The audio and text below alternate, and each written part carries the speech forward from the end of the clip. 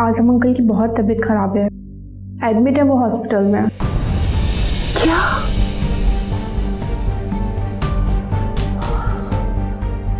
Azam?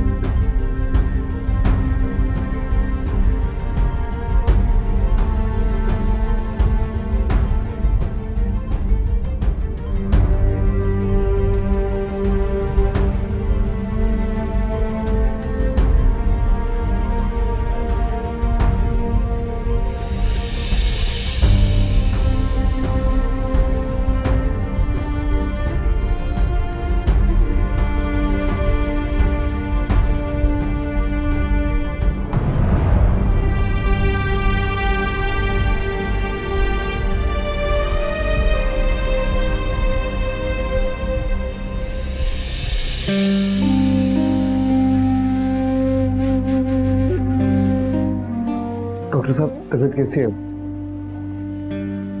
I am sorry, is no मोर।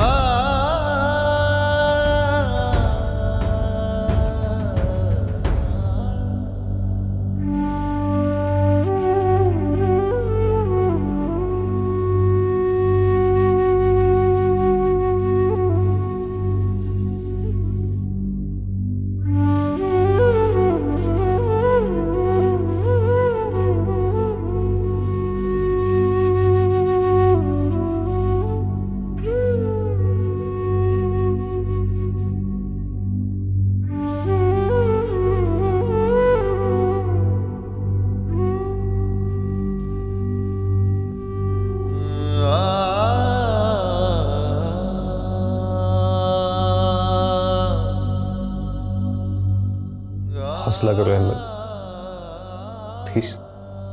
बाबा, वो मुझे क्यों छोड़ दिया आपने? बाबा, मैं कुछ नहीं कर सका आपके लिए, कुछ नहीं।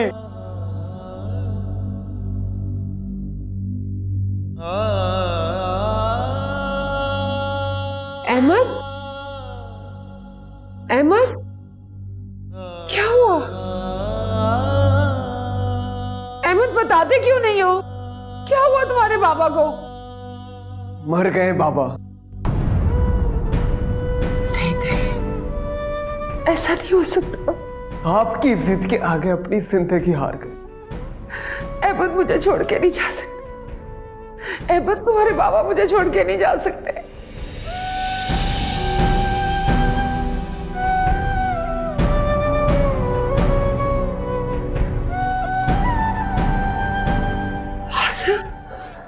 नहीं नहीं, आसिम को कुछ नहीं हो सकता। बानू, बानू, बाबा ने तावीज दिया था ना, वो कहाँ है? मुझे दो, मैं अभी जलाती हूँ। आसिम को होश आ जाएगा, कुछ नहीं होगा। बाबा जी से बोलो ना, उन्होंने मुझे कहा था ना कि आसिम मुझे खुद चलकर आए, मुझसे माफी मांगे गए। हसीना, हसीना खुद को संभालो, हमें आने में देर हो गई है। ऐसा नहीं हो सकता बानू, आसिम तुम्हें कुछ नहीं हो सकता। बानू, बाबा जी को बोलो ना। आसिम, आसिम, आसिम मुझे छोड़ के नहीं जा सकता। हसीना, अब आजम भाई इस दुनिया में नहीं रहे, संभालो खुद को। आसिम, आसिम मुझे माफ कर दो।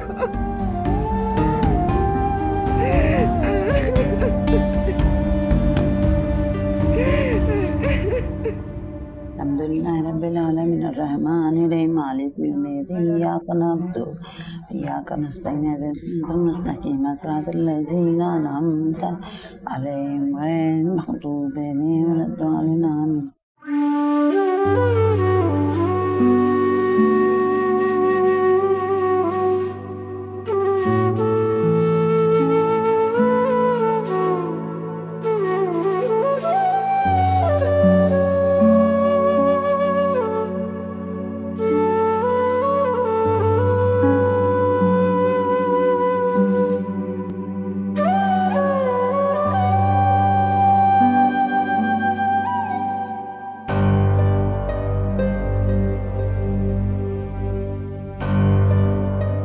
तुम अकेले क्यों आए हो? बाबा कहे तुम्हारे? क्या पूछ रही हूं मैं? तुम अकेले क्यों आए हो? उन्हें क्यों नहीं साथ लेकर आए? कोई चला जाए तो हम चाहे भी तो उसे वापस नहीं लेके आ सकते। ऐसे कैसे छोड़ के चले गए वो मुझे? चंद घंटों के लिए तो मैं गई थी, उजाड़ के रख दिया इसने मेरा घर, मुझे तना छोड़ दिया, उजाड़ दिया इसने मेरा घर। मम्मा और क्या चाह रही हैं आप? मैं कुछ नहीं चाह रही। ये मनहूस लड़की जब भी मेरे घर आई है कुछ ना कुछ जरूर करके गई है। इसने मेरा घर उजाड़ दिया, मेरे शौहर को मार दिया इसने। ले जाओ इसे यहाँ से। पागल हो चुकी है आप। पागल। अहमद, मेरे माँ का क्या कसूर है? सब कुछ आपका किया धरा है। ताल्लुक है, तुम सबका ताल्लुक है। जब से ये मनहूस लड़की इस घर में आई है मेरे शौहर को निगल गई, मेरा घर बर्बाद करके रख दिया इसने। इसे कौन यहाँ से चली जाए, चली जाए मेरे घर से, निकल जाए मेरे घर से। ये मैं इसकी शक्ल ही देखना चाहती। अहमद चले, अहमद प्लीज आपको मेरा वास्ता, चले अहमद चले। और सुनो, अगर मेरी याद भी तुम्हें आए ना तो इससे ताल्लुक तोड़ के आना, वरना मत आना। मेरी शक्ल भी मत देखना, तो ना मैं तुम्हारी शक्ल देखूंगी। ले जाओ इसे, ले जाओ इसे।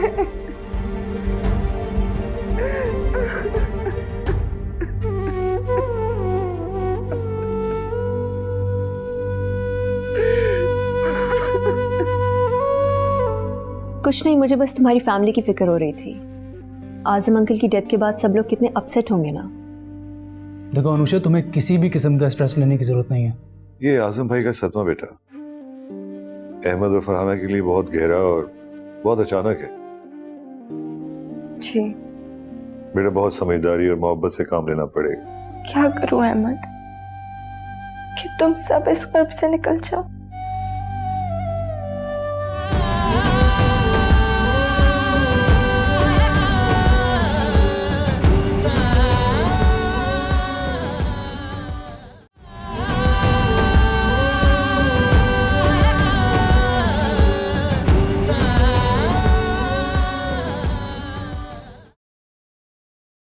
Anusha, are you okay? Yes I am fine. मुझे क्या होना है?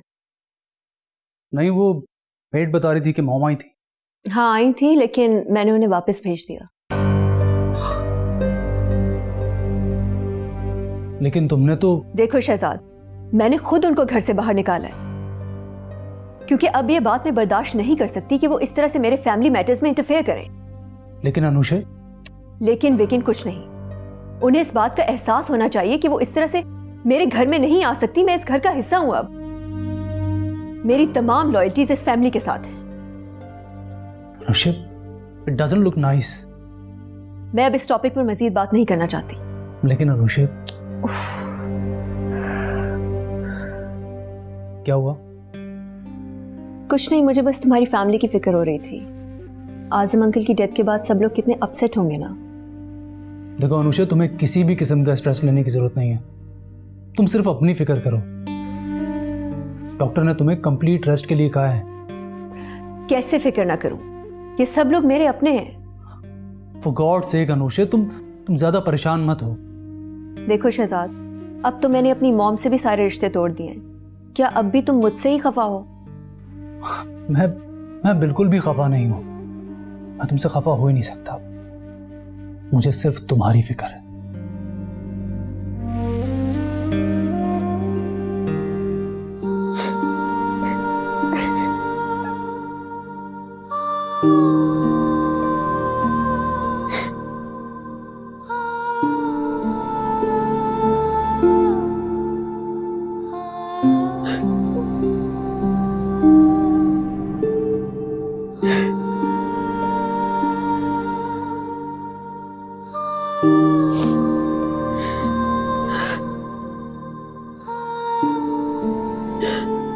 Farah, I am really sorry यार। हम समझते हैं कि आपने कितनी कठिन जिंदगी गुजारी है, लेकिन आई स्वेयर इस कठिन की शिद्दत का जितना एहसास हमें आज हुआ है पहले कभी नहीं हुआ।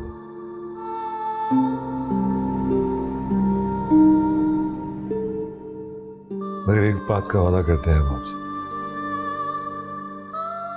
आपके हर जख्म पर मरहम हम रखेंगे।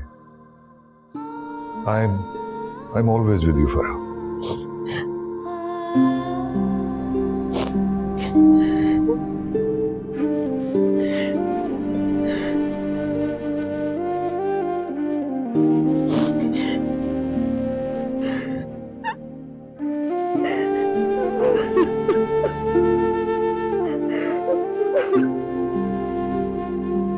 बहुत ज्यादती हुई है अंकल के साथ। जिसके साथ जो ज्यादती हुई है सबका जिम्मेदार मैं हूं। नहीं अहमद, ऐसा मत कहो, ऐसा कुछ नहीं है। ऐसा ही है, कर्ब और तकलीफ में अकेला रह के मुझे तो मिलना चाहिए था पापा से। घर पे ना सही बाहर तो मिल सकता था मैं, कर मैंने भी अकेला छोड़ दिया था उन्हें। अकेला अपने नहीं, बल्कि हम सब ने उन्हें अकेला छोड़ दिया। किसी ने सोचा भी नहीं था कि अंकल हमें इतनी जल्दी छोड़कर चले जाएंगे।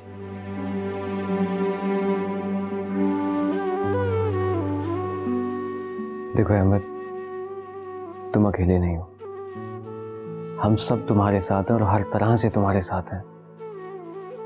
प्लीज, क्या हो गया तुम्हें? अपने आप को संभालो अहमद। खो गया हूं मैं, टूट चुका हूं मैं। इतनी कर्ब, इतनी तकलीफ में अकेला रह के पापा भी मुझे छोड़कर चले गए। और मामा को हम सब चाहते थे, और पापा तो बहुत ज्यादा प्यार करते थे उनसे। फिर भी देखो अहमद, अल्लाह पाक सब्र करने वालों को पसंद करते हैं। अल्लाह पाक किसी में रजा थी बस। ए बाप, मैं जा रहा हूँ, घर वगैरह देख लूं, फिर तुम्हें साथ ले जाऊंगा। अहमद, इस तकलीफ में मैं तुम्हें अकेले नहीं जाने दे सकती। मैं तुम्हारे साथ चलती।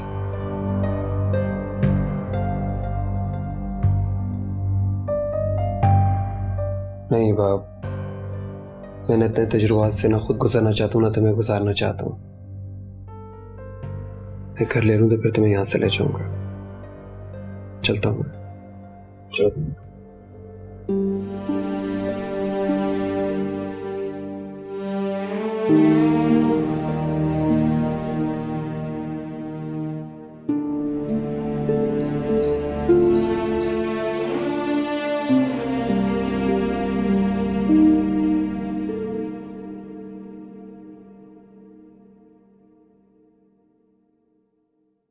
डैड, आपको कुछ चाहिए? नहीं बेटा, कुछ भी नहीं। तो सो जाते हैं ना, आप थक गए होंगे। हाँ, मैं इसमें सोने ही जा रहे थे हम। कोई सर्वेंट वगैरह नहीं है? नहीं, सब लोग जा चुके हैं। आपको कोई काम है तो आप मुझे बता दें। नहीं नहीं बेटा, आप जाइए, सो जाइए। आपको इस वक्त अहमद के पास होना चाहिए। नहीं, आप मुझे बता दें, मैं आपका काम कर देती हूँ। बस वो चाय पीने को दिल चाह रहा था। तो मैं बना देती हूँ डैड। अच्छा, फिर अहमद? वो नींद की मेडिसिन खाकर सो गए। अच्छा, तो चलिए फिर हम और आप बैठ के चाय पियेंगे। और फरहाना पप्पो? वो तो सो गई है बेटा। अच्छा ठीक है, मैं लेकर आती हूँ। और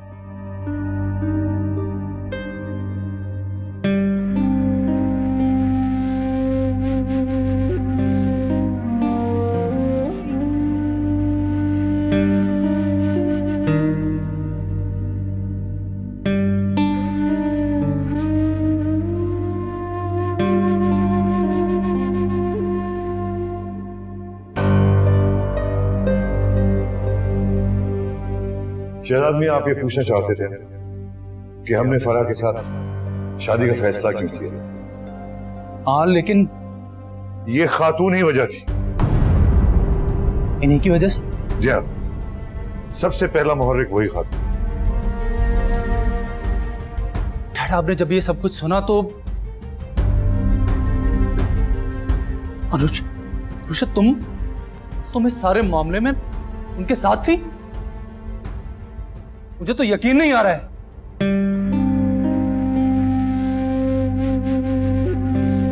मैंने हिबा और डैड को बहुत अजियत से गुजरते हुए देखा। अगर तुम अपना प्रॉमिस भूली तो मैं नहीं जानता कि मैं आगे क्या कर जाऊंगा।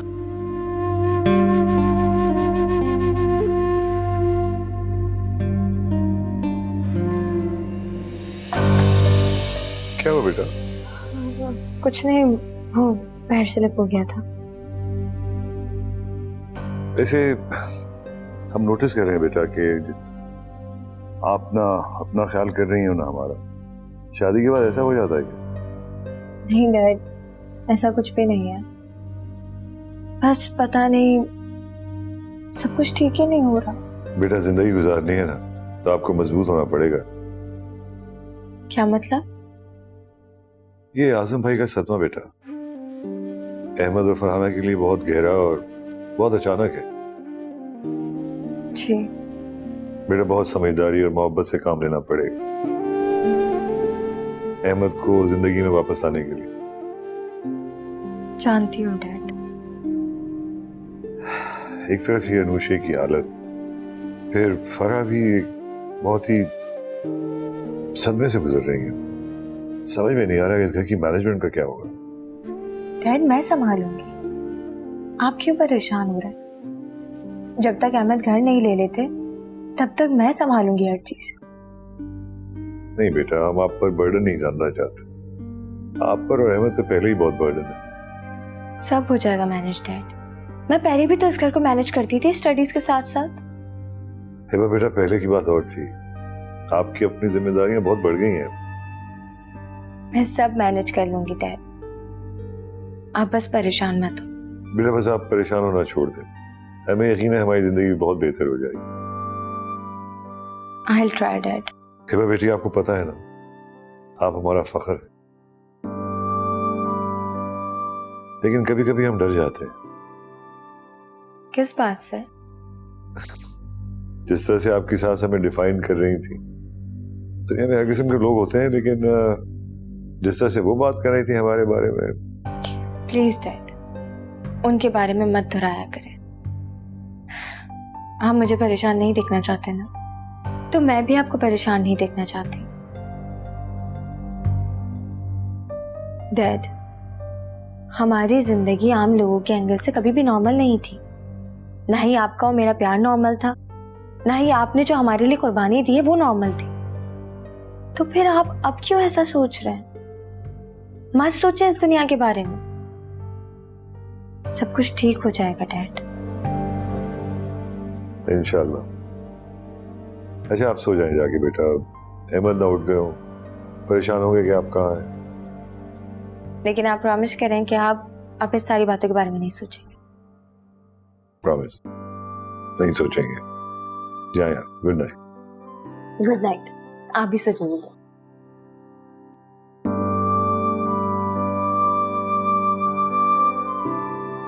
ओ खुदाया, अगर ये इम्तिहान है हम सबका तो आप मदद फरमाइए हमारी।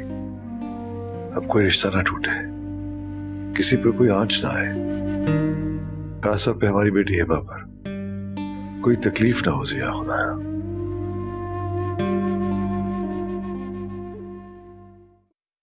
हम आस लगाए रखते हैं, वो साथ छुड़ाए जाते हैं। पहले तो अपने लगते हैं, फिर और किसी के हो जाते हैं।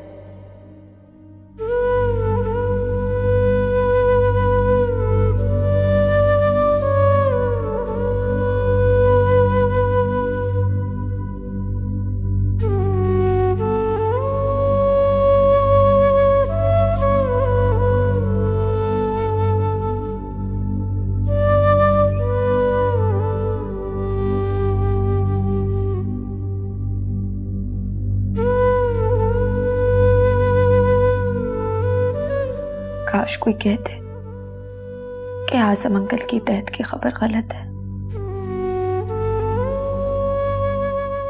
काश कोई ऐसी चीज होती कि हम एक दूसरे के जख्मों का मरहम बन सकते। क्या करूं अहमद कि तुम सब इस कर्ब से निकल जाओ।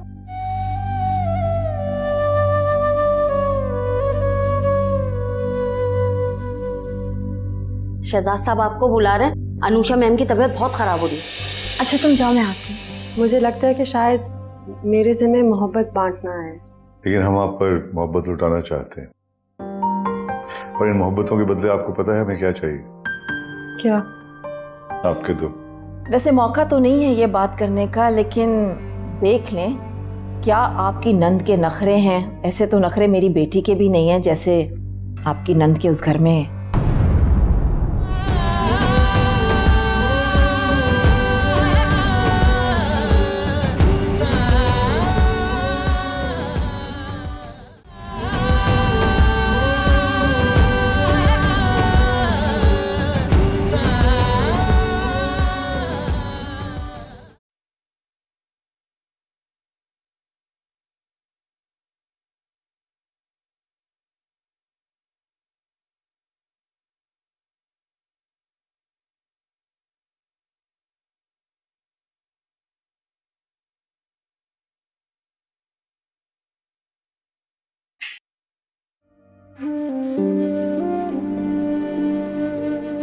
हिबाब,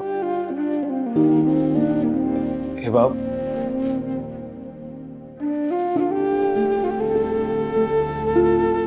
उठो यहाँ से, यहाँ आके बैठो। क्या हुआ अहमद? उठो, ऊपर आओ।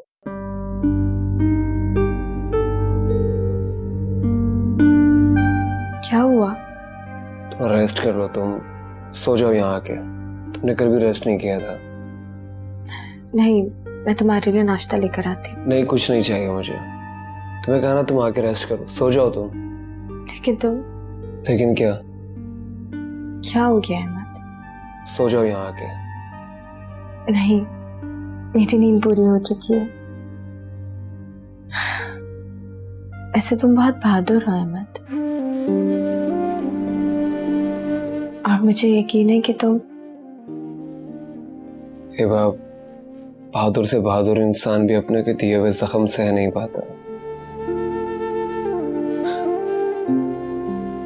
काश ये तकलीफ मुझे अपनों के अलावा किसने दी होती।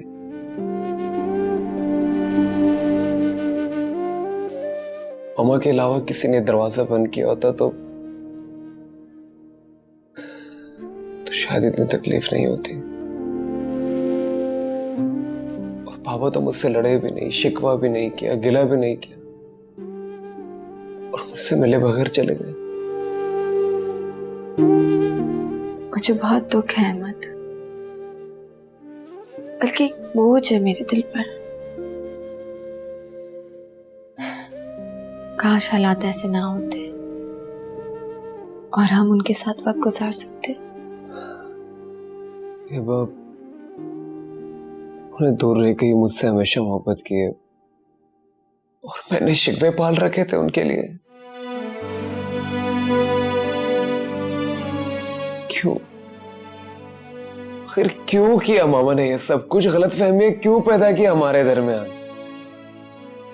वह मैं कभी अलग नहीं होता, वापस उनके पास चला जाता अगर वो ये सब कुछ नहीं करती हमारे साथ। वो वक्त तो वापस नहीं आ सकता है अहमद, मुझे तुम्हारे कर्ब का एहसास है।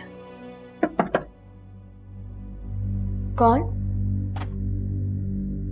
हिबा बीबी, शहजाद साहब आपको बुला रहे हैं। अनुषा मैम की तबीयत बहुत खराब हो रही है। अच्छा तुम जाओ, मैं आती हूँ।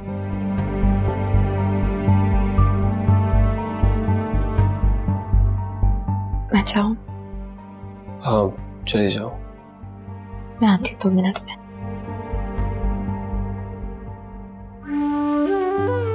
क्यों मामा, आपने क्यों किया ऐसा? क्या कोई अपने औलाद की जिंदगी इस तरह उजाड़ता है? क्यों मामा? हाँ ठीक है, मैं फ्री होके बात करता हूँ। ओके अनुषा, आओ आओ यहाँ आराम से, आराम से लेट जाओ। क्या हुआ भाई? अनुषा तुम ठीक हो? नहीं, कहा रात से वॉमिटिंग हो रही है। तुम रात को बताना चाहिए था ना, डॉक्टर को कॉल की? हाँ मैंने कर दिया डॉक्टर को कॉल, वो कह रहे हैं सब कुछ नॉर्मल है, बस खाने पीने का ख्याल रखें। अच्छा तो फिर कुछ खाने के लिए दिया? नहीं, कहाँ, डॉक्टर ने जो बताया वो मुझे बनाने नहीं आता, और मुलाजमा का बना हुआ अनुषा पसंद नहीं करती। हाँ तो ठीक है ना, मुझे बता दे, मैं बना दूंगी। और वैसे भी अनुषा, इनके हाथ के बने हुए खाने पे बिल्कुल भी ट्रस्ट मत करना। दुबई में कुछ सीख गए हो बनाना तो एक अलग बात है, वरना यहाँ पे तो इन्हें अंडा भी फ्राई करना नहीं आता था। अच्छा मुझे ये बताएं कि क्या क्या बनाना है। मैं तुम्हें डॉक्टर का SMS फॉरवर्ड कर देता हूँ, ठीक है? ठीक है, आप अनुषा का ख्याल रखें, मैं बना के लेकर आती हूँ। Thank you.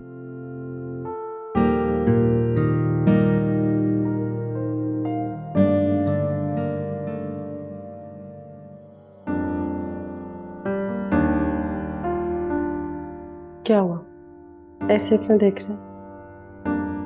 मोहब्बत हो गई हमें आपसे। ऐसे तो आप हैं ही मोहब्बत करने वाली चीज, लेकिन जिस तरह से आपने जिंदगी को फेस किया ना फरा, उस दिन आपकी भाभी को देखकर कुछ सोचता रहता हूं। क्या? कोई ऐसे भी रिश्ते निभाता है क्या? पता है शुजात, कुछ लोग पैदा होते हैं मोहब्बत बांटने के लिए और कुछ मोहब्बत हासिल करने के लिए। मुझे लगता है कि शायद मेरे ज़िम्मे मोहब्बत बांटना है, लेकिन हम आप पर मोहब्बत लुटाना चाहते हैं, और इन मोहब्बतों के बदले आपको पता है हमें क्या चाहिए? क्या? आपके दुख। फरा, हमें, हमारी बड़ी ख्वाहिश है कि आप खुलकर मुस्कुराएं। लेकिन जो चले गए फरा, वो भी यही चाहते थे कि तुम हमेशा खुश रहो। हाज़िम भाई का बहुत दुख है हमें, लेकिन उनके लिए, अहमद के लिए मुस्कुराना पड़ेगा। आप कोशिश करूंगी। अहमद क्या हुआ है, बोलो ना। कुछ नहीं हुआ, दम घुटने लगा है मेरा खुद से, और अपने हालात से चिढ़ होने लग गई है मुझे। नाराज हो? नहीं, तुम जाओ, जाकर अपने सारे काम करो, मैं भी कहीं ना कहीं जा रहा हूँ। कहाँ? कुछ नहीं पता कहाँ। अहमद नहीं, बात अहमद।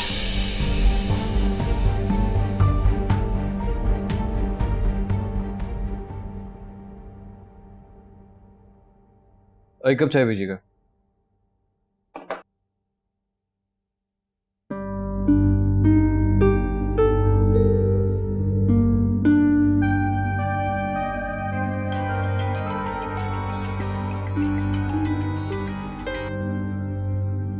हाय बा, कैसी हो? मैं ठीक हूँ। दानियल, अभी अहमद बहुत गुस्से में घर से गए। कहाँ? मुझे एग्जैक्टली नहीं पता, लेकिन हाँ शायद कब्रिस्तान। गुस्से में गया है, घर में सब ठीक तो है ना? मुझे तो खुद कुछ समझ नहीं आ रहा, तुम प्लीज जरा पता लगाओ कि वो कहाँ है। हाँ, मैं वैसे भी उससे कॉल करने ही लगा था। Let me check. अब तुम परेशान नहीं होना, ओके? ठीक है, मैं इंतजार कर रही हूँ। खुदा हाफिज। ओके, खुदा हाफिज।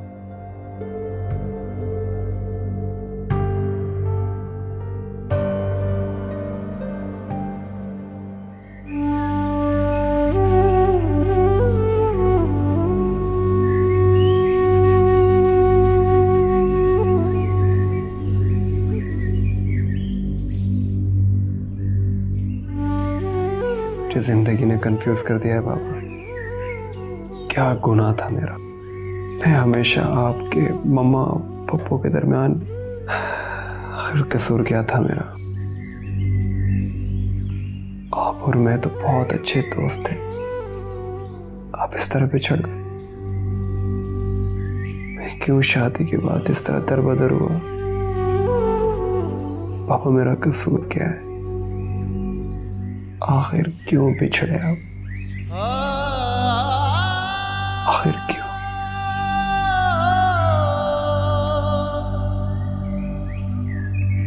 Oh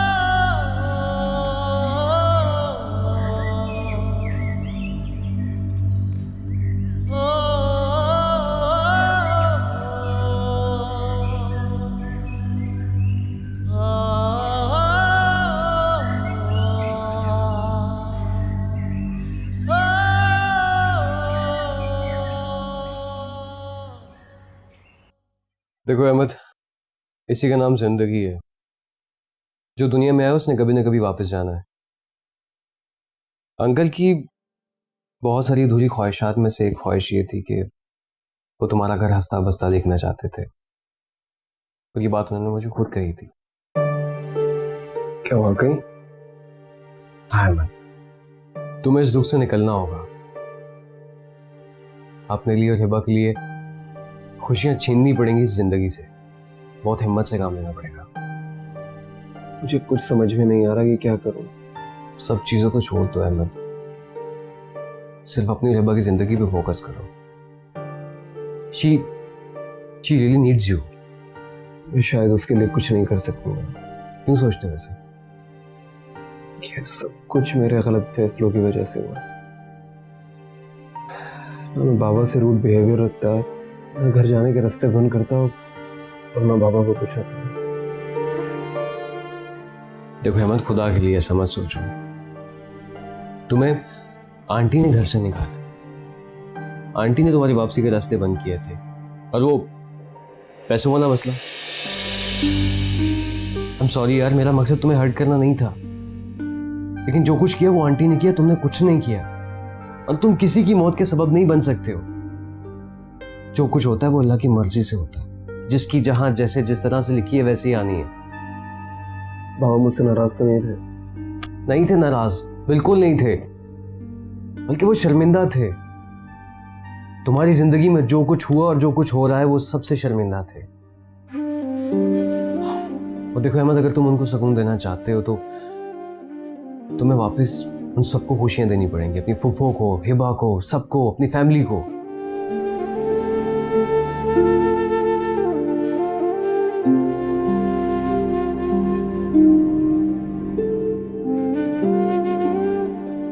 क्या हुआ? हिबा को कॉल कर रहा हूँ, पता नहीं उसे सुबह से कुछ खाया होगा या नहीं। हाँ, तुम हिबा को कॉल करो, मैं भी कुछ देख के आता हूँ। इफ यू डोंट माइंड, मेरे लिए चाय बोल देना। ओके, मैं बोल देता हूँ।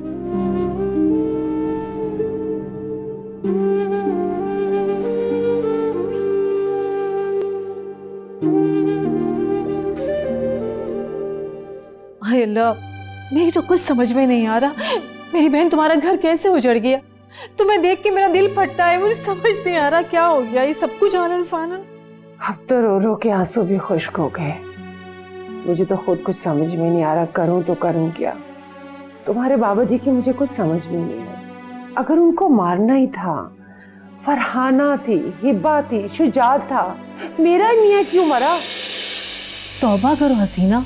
अरे मौत तो अल्लाह के हुक्म से आती है। अल्लाह के हुक्म को कौन टाल सकता है? तुम चाहती थी ना कि अहमद तुम्हारे कदमों में आ जाए, तो वो आ गया था।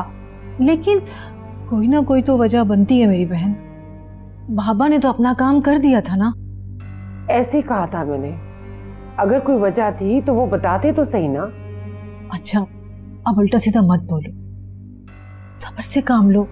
सब्र करो मेरी बहन, सब ठीक हो जाएगा। सब्र के अलावा मेरे पास है क्या और कुछ करने को?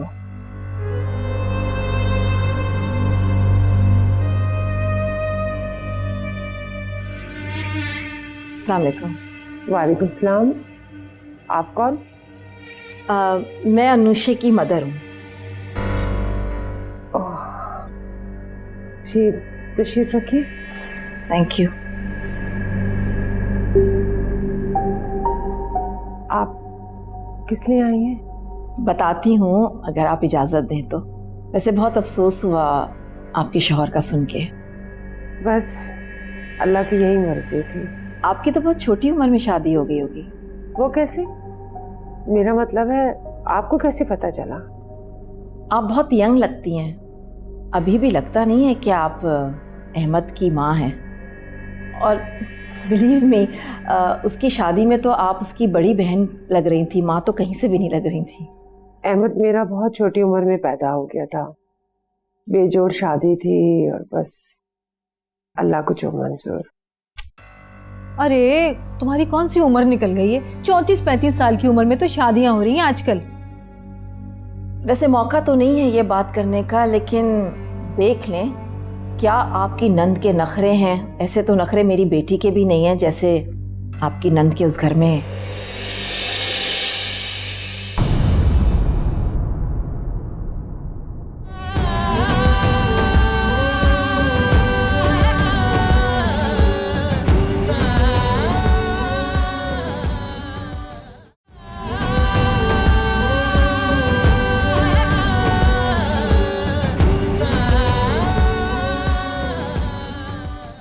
इतनी देर इंतजार क्यों करवाया मुझे? तुम्हारे लिए ये सरप्राइज।